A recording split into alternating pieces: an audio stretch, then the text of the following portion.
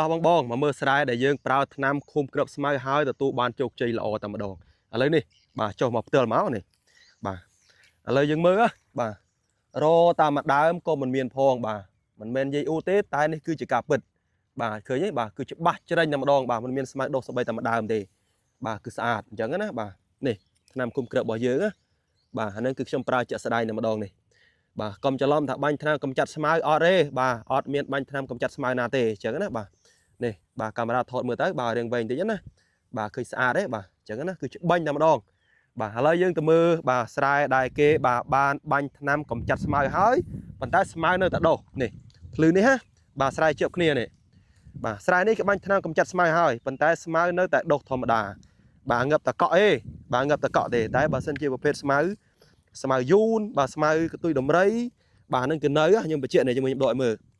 បាទកាមេរ៉ាដើរឲ្យយើងជ្រៅបន្តិចកុំឲ្យថាវាខ្ទាក់ទឹកថ្នាំអញ្ចឹងណាបាទនេះបាទឃើញទេ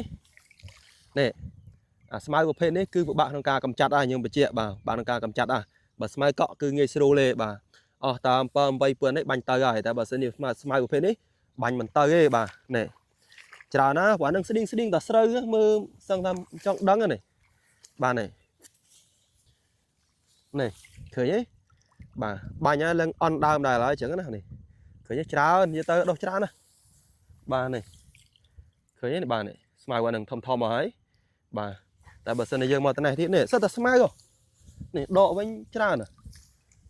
នេះឃើញបងនេះបាទច្រើនមែនតើនេះមកប៉ាក់លវេនជូនេះសក់ស្មៅនេះថាដើមស្មៅតាអញ្ចឹងណាបាទគឺច្បាស់មែនតើឥឡូវយើងទៅមើលបន្ថែមទៀតបាទដែលយើងប្រើថ្នាំឃុំគ្រាប់យើងបានជោគជ័យច្បាស់ណាឥឡូវកាមេរ៉ាយើងចូលឲ្យគៀកជាងនឹងទៀតមកនេះមកដល់នេះឥឡូវយើងមើលទាំងអស់គ្នាមើលបាទកាមេរ៉ាថតមកមើលមួយច្បាស់អញ្ចឹងណាបាទឥឡូវមើលមានស្មៅដោទេបាទគឺมันមានទេខ្ញុំបញ្ជាក់បាទគឺស្អាតច្បាញ់តែម្ដងបាទនេះគឺស្អាតច្បាញ់បាទឥឡូវខ្ញុំលើកផលិតផលឲ្យមើលណានេះបាទលីចិនបាទកម្រិតខ្ពស់ឯកទេសក្នុងការឃុំគ្រាប់ខ្ញុំបញ្ជាក់ក្នុងមួយដបនេះយើងបាញ់យកមហត្តាពេញបាទអញ្ចឹងសម្រាប់បងដែលមានស្មៅច្រើននៅក្នុងស្រែពិបាកនៅក្នុងការកម្ចាត់បាទហើយកម្ចាត់ហើយនៅទៅដុះឡើងវិញបាទអស់បារម្ភហើយមានត្រឹមតែមួយដបនេះជាការស្រេចបាទតម្រូវការច្រើនទិញដល់កេះមួយដបនៅត្រឹមតែ 65,000 រៀលទេធានាឲ្យបើសិនជាឃុំមិនល្អទេបាញ់លុយជូនវិញបាទម៉ាត់ណាម៉ាត់ហ្នឹង